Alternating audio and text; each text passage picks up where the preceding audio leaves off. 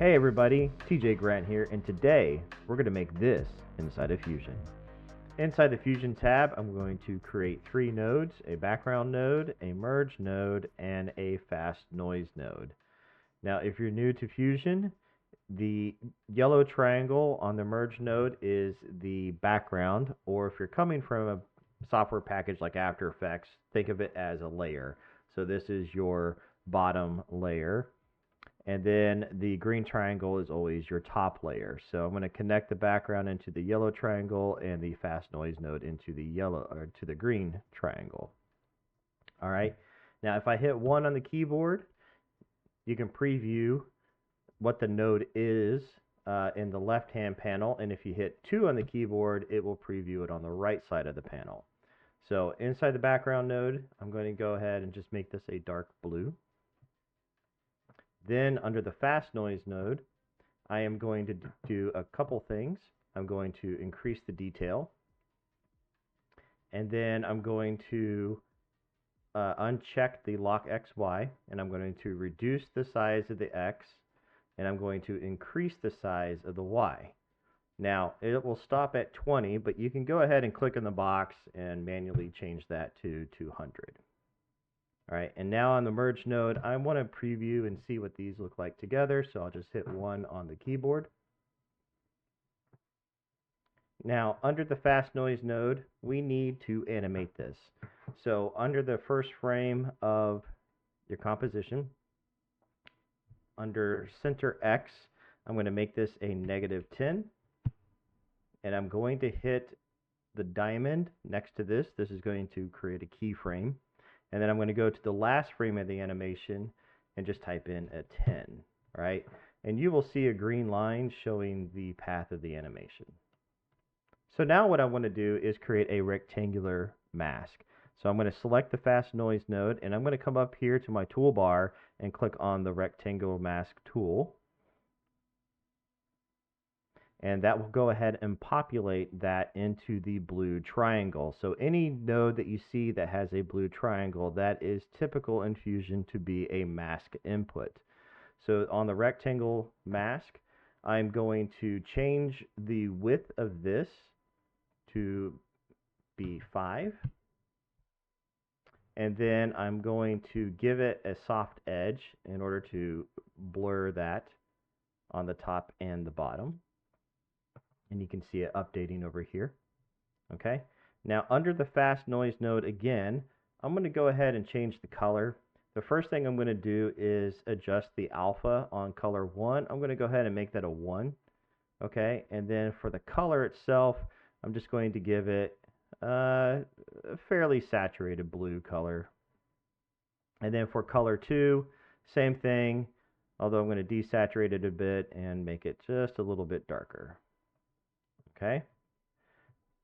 Now in my example, I had all the lines coming from the top left to the bottom right, and I did that using a corner positioner tool. Now if you're coming from After Effects, this is also known as the corner pin tool. So if you hold down Control and hit spacebar, it will bring up a search tab, and you can just type in corner and it should pop up.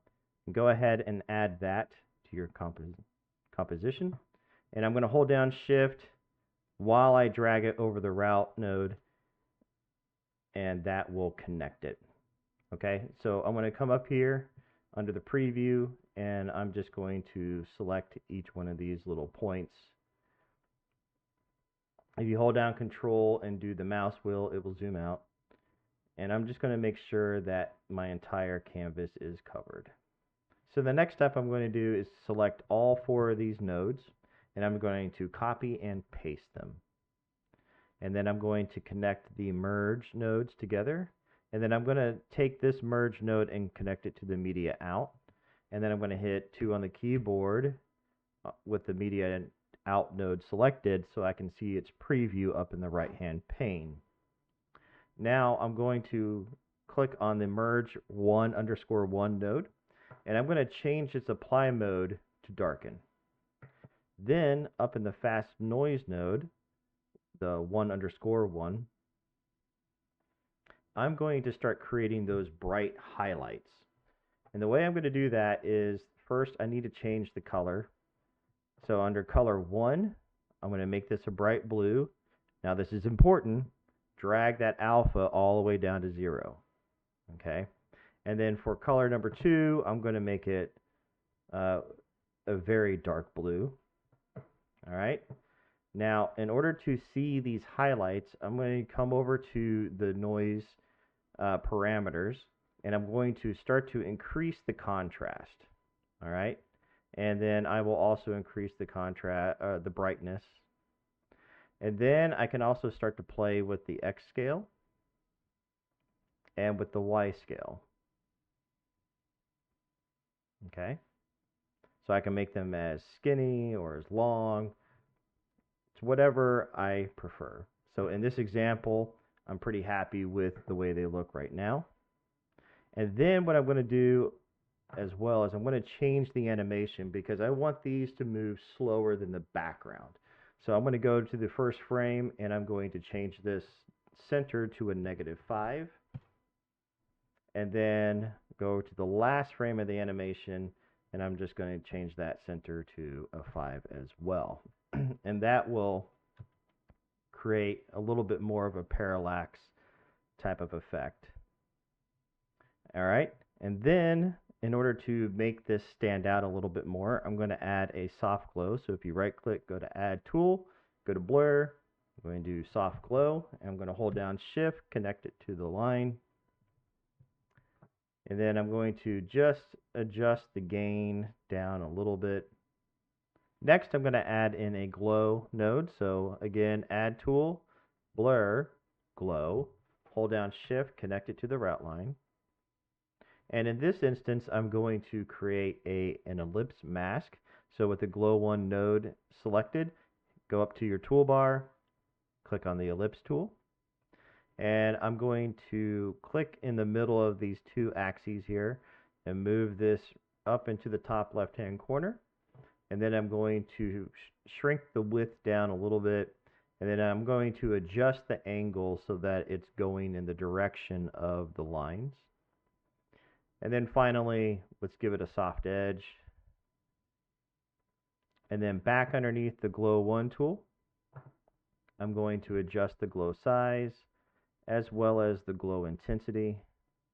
Now, in this example, I have it going from the top left to the bottom right.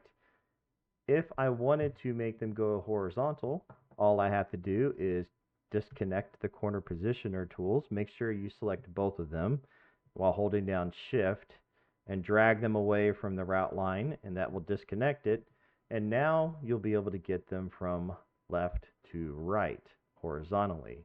Now, of course, you can always adjust the length of the lines by going back into the fast noise 1_1 node. And if I were to decrease the size of the X, that will make them go even longer. And so there's a lot of flexibility that this node setup really can do for you. I want to thank you for once again watching this tutorial. If you'd like to see more, please like and subscribe, and I will see you on the next one.